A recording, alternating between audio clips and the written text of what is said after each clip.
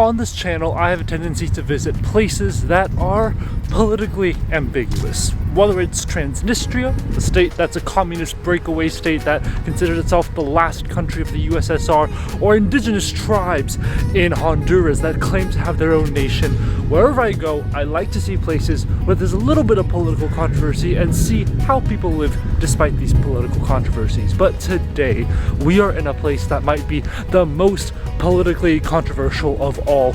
A place that was home to a lot of fights and a lot of bombings here in the Balkans. It could be considered a country, or depending on who you are, it could not be considered a country.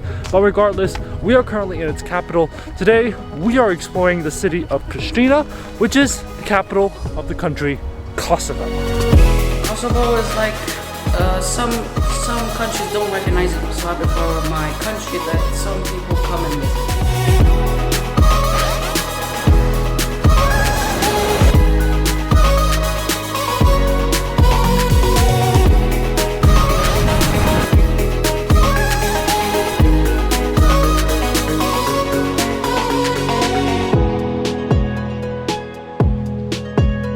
Now, in my opinion, Kosovo might be one of the easier countries to travel, and I'll tell you why. The currency they use here is the euro. So if you're coming from France, if you're coming from Germany, if you're coming from a country that uses the euro, you're gonna be perfectly okay. On top of that, everything's very, very affordable based on the euro, whereas something might cost 2 euros in France or Germany. Here, they'll probably cost you 50 cents, which is extremely, extremely affordable.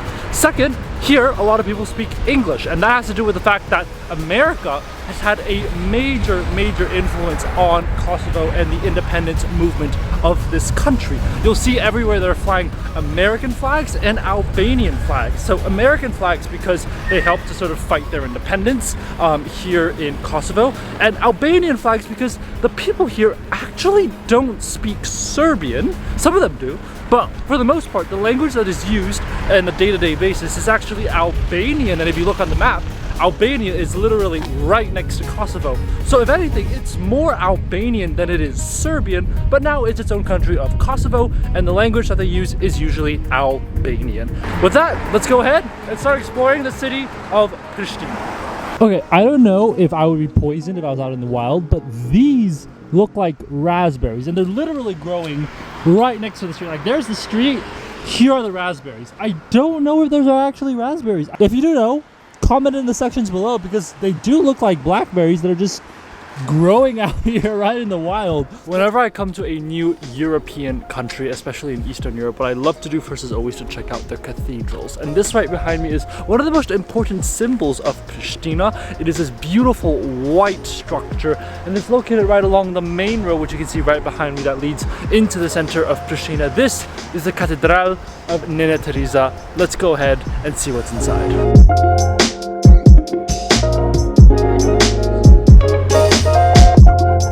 I guess I completely forgot that today is Sunday, which means that there is mass currently going on inside the church, which means you're not allowed to film, you're not allowed to really go inside unless you're there for mass. But the inside is very clean, very pristine, like Pristina. And it's very, very like immaculate, not very old. You can tell this is a pretty new church, and that makes sense. I mean, Kosovo is a very young country, so the church, the main church in the city of Pristina, can't be that old either. But they're currently doing mass in there, and if you see, this church is called Nene Teresa. That sounds very familiar to Mother Teresa, and you would be absolutely right. This church is dedicated to Mother Teresa, and when you actually walk in, there is this sign that has the Mother Teresa sort of entrance into the church. Now, the church also has a bell tower which you can climb up. Not climb up, they actually have an elevator that takes you to the top. Unfortunately, because it's Sunday, because they're in mass, they don't have that available, which really, really sucks, because that would be a great view of the entire city of Pristina. But I will say the church itself, fairly simple, nothing really spectacular about it. If you are in the area, definitely come and check it out, and when the elevator is open, go ahead and go up to the bell tower, because that gives you a great view of the entire city.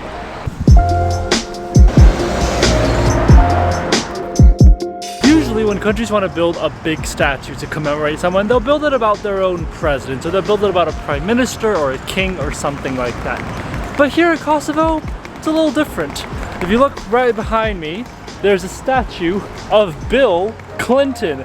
And you might be asking, what is Bill Clinton doing here? Now, you have to remember that Kosovo only gained its independence in the 90s, and America played a massive role in helping. They pushed NATO to bomb Belgrade to fight for the independence of the Kosovans. So to this day, Kosovo very much feels indebted to the United States. There's even an American flag right behind me, and you'll see American flags everywhere across Kosovo because the Kosovans are very, very thankful to the commitment that Americans made to making sure that Kosovo was independent. Now, during the time of Kosovo's War of Independence, or to fight for their independence, Bill Clinton was the president in power, and he had fought to sort of make sure that Kosovo wouldn't just be subsumed by Serbia. But this is sort of a monument, a testament to Bill Clinton and his sort of resolve in fighting for the Kosovan people. To this day, they're always going to be thankful for what he has done, and therefore they have an entire statue right here in the middle of Pristina.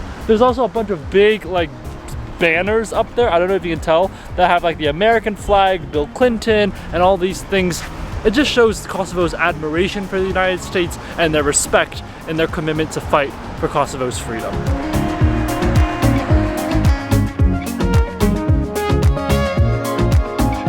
Now, one of the main things I love about traveling through Eastern Europe is the different types of architecture that you can see.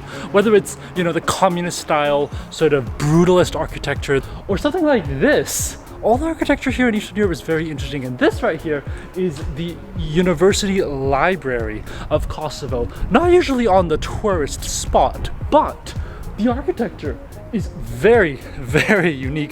It's sort of wrapped in this sort of metal, almost chain-like thing. In the ancient times in Middle Ages when the knights would wear chain mail, that just covered everything. That's what it looks like. It's very, very interesting. But it's actually a library on the inside. Unfortunately, I don't have a card that will give me access into it. But this entire park area, as you can see behind me, is also really, really nice. There is an abandoned church that's right there. I don't know what this cathedral is, but you're not allowed in either, so I'm not really sure what it's doing there, but I do think it's probably been through a lot of conflict because it looks very, very simple. It looks like it's been worn down and torn down by conflict. It has its own charm, and with buildings like these behind me that are just constructed in the most unique way possible, it's a great way just to sort of walk around and enjoy the breeze that Pristina has to offer. If you've watched my Tirana and Albania series, you'll know that there's a very important guy in Albanian history called Skanderbeg.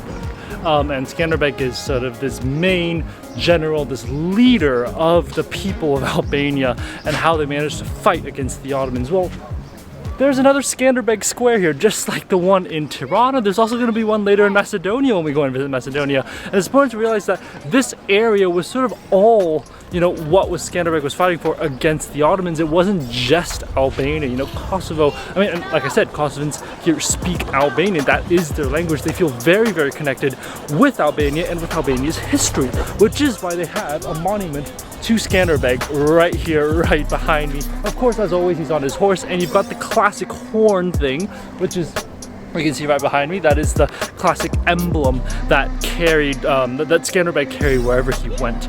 But of course, modern day Skanderbeg still remains a very important symbol for Albanians, for Kosovans, for Macedonians, and all those who were fighting against the Ottomans at the time. And sure enough, he's got his own square here in Pristina as well. This entire area here is sort of the center area now. We're getting into the main pedestrian street. Actually, there's a whole pedestrian street that leads up to this square right here where I'm at. And it's a beautiful pedestrian street. You've got cafes, restaurants, shops, souvenirs, beautiful walking street, and it leads us to our next section here in Pristina that we're going to start exploring. This starts the old town of Pristina.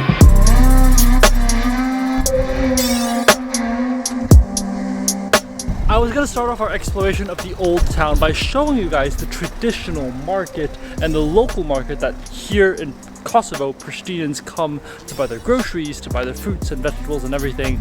But either because I've come a little bit later in the day or because it's a Sunday, the market is completely closed. There is nothing that we can see, which is unfortunate. There are some stalls that are selling fruits and vegetables, so it's not like there's nothing being sold. It's just that the actual market itself, you can tell right behind me, is just completely shut down, completely closed. There's nothing to it. But the entire old town area is beautiful, and there's lots of sort of old streets. And I mean, you can see right here, cobblestone streets. That's the way to explore an old town in Eastern Europe. So we've got the old traditional cobblestone streets. So we're gonna make the most of it and walk around the old town. We'll continue and see what there is. Hello, and we'll see what there is here to see in the old town area of Pristina.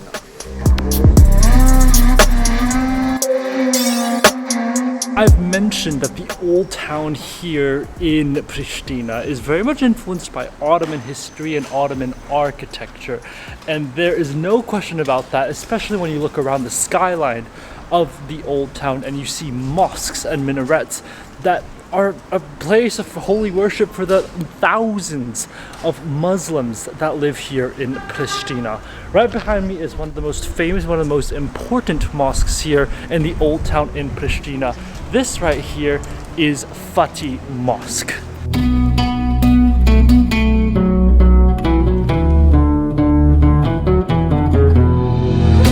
Pristina is not the largest city I've ever been to, but considering the size of Pristina, that is a pretty big and it's a pretty impressive mosque right behind me. Built in the Turkish style, so the architecture is very much Turkish. The area is very, very big. It is quite dark inside. They don't really have a lot of lights on. There's no sort of bright chandeliers or anything like that. It's a very simple mosque. It is a very simple mosque, especially compared to the mosques in Istanbul or in other big Muslim cities. But nonetheless, it is beautiful on the inside. You've got the beautiful Turkish style paintings on the ceiling and on the walls. Of course, I couldn't go all the way in because I'm not a Muslim and I wasn't praying, but still, very, very beautiful, used by locals to this day, so it is still a living mosque, and it's been around for hundreds of years. It was restored by the help of the Turkish government to sort of rebuild it to make it what it is today. But this is just one of the many mosques that you'll see all across the old town of Pristina, and it's a testament to the history of the Ottoman Empire and, you know, when Kosovo was under the rule of the Ottomans, what life was like. And the influence of Islam still pervades to Kosovo to this day, which is why thousands and thousands of Kosovans still are Muslims. And just like that, we have walked out of the main town, the old town. You can see the old town is actually just right behind me, the mosque. That sort of marks the entrance into the old town. And once you walk out of those mosque areas, you know you are back in the hustle and bustle of Pristina, Kosovo. We've currently come to this square. It's this big, nice square. And the interesting thing is that there is this bright pink monument. It's not just like any shade of pink, it is like the brightest shade of pink, and it's reflected. It's like very shiny, very pink, very unique color choice, I have to say. Even though it is a little bit sunny, there are dark clouds coming in, and I felt a couple of raindrops in the past couple of minutes. So it is quite, we're going into the evening, so I think I'm gonna go ahead and end the video here of our exploration here of Pristina. For me, Pristina is a great city to come to. It is very relaxing, it is very chill. The people here are very, very friendly. Very easy to travel around Pristina and Kosovo simply because they accept Euro and they speak English. Both things really, really help if you're considering traveling to Kosovo. I will say Pristina has its own charm to it. It's got the you know, the history of the Ottoman history and even its own fight for independence. That history is also deeply embedded inside the history of Kosovo. And the people here are incredibly friendly, from the kids to the old people. Everybody here is just really, really nice, and they're really happy that people actually come and visit Kosovo, considering it might not actually be on the tourist trail when people think about visiting Eastern Europe. So definitely, if I'm considering a trip to the Balkans, Kosovo is an easy sort of trip to make. Pristina is a sort of one-day city. You don't need more time in Pristina, in my honest opinion. There's not that much to do. But if you want to come and sort of get a feel for what life is like here in Kosovo, definitely come drop by Pristina and they'll be happy to keep you here as a guest. Now that's going to be it for this video, but that's not going to be it for Kosovo. We are going to another town in Kosovo, which I'm very excited to show you guys tomorrow, so make sure to stay tuned for that next video. But until then, make sure to get a thumbs up if you enjoyed the video. Make sure to subscribe to the channel for more food and travel videos here from Eastern Europe. And with that, I will end this video here from the beautiful city of Pristina, and I will see you guys on the next one. Bye guys.